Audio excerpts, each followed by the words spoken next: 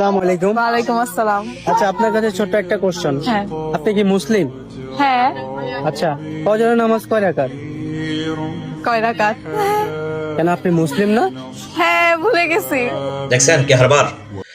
এই মেয়েটা মুসলিম, কিন্তু এত বড় হয়েছে যে আজকে বিয়ে দিলে কালকে বাচ্চা হবে, কিন্তু এত বড় হয়েছে যে এখনো পর্যন্ত জানে না নামাজ কয় ওয়াক্ত, ফজরের নামাজ কয় রাকাত, জোহরের নামাজ কয় রাকাত। নাউজুবিল্লাহ মিন জালিক। এই মেয়েগুলা এত এই যে এগুলো দোষ মা বাপের। আজকে মা বাপ লজ্জিত, কিয়ামতের মাঠে যে মা বাপ লজ্জিত হয়ে যাবে কিলে জানেন? শিক্ষা দেয় নাই। কিন্তু এখন বয়ফ্রেন্ডের কথা বলেন, ফুটবল খেলোয়াড়ের কথা বলেন, নায়ক নায়িকার কথা বলেন, এখন ইন্ডিয়া স্টার জলসার কথা বলেন, সব মুখস্থ বলতে পারবে, কিন্তু নামাজ শিক্ষা জিনিসটা বলতে পারবে না। এখন ও যে ওইটা বলছে, এখন যদি বলে সূরা ফাতিহা বলো, সূরা ফাতিহা বললে এখন বলতে পারবে না। আল্লাহ এটা কি শিক্ষা? আমি বলি খুব সুন্দর একটা ইসলাম শিক্ষা আছে, কোরআন শিক্ষা আছে, এগুলো আরবি শিক্ষা আছে। এইগুলো শিক্ষা থেকে যারা ছেলে মেয়েদেরকে দূরে নিচ্ছে, এরা মা বাপও জাহান্নামে জ্বলবে। এরা তো জ্বলবেই, কিন্তু এদের শিক্ষায় যে পায় না, যে মা বাপ দেয় না, যে মা বাপও জাহান্নামে জ্বলবে এদের কারণে, এরকম সন্তানের কারণে। এখন এই যে মোবাইল হাতে নিয়ে মেসেজ, মোবাইল সম্পর্কে সবকিছু বুঝবে, অল টু অনলাইন জগৎটা পুরোটাই বুঝবে।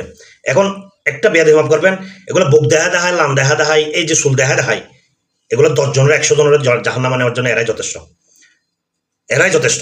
তো এইগুলা আমি বিশেষ করে বলবো যে ভাই দয়া করে ছেলে মেয়েদেরকে ইসলামিক শিক্ষা, বাংলা ইংরেজি শিক্ষা জরুরি নয়, ইসলাম শিক্ষাও জরুরি।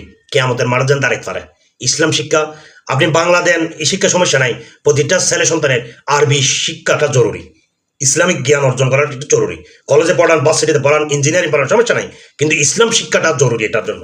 আপনার বাংলা ইংলিশ আপনার এই যে ব্যস্ত যোগ আটকাতে, এই যে এটা প্রশ্ন নাই, কিন্তু ইসলামিক এগুলো না পারলে মা বাবাও আটকে যাবে, এই ছেলে মেয়ে আটকে যাবে। এটা থেকে শিক্ষা নেওয়া দরকার।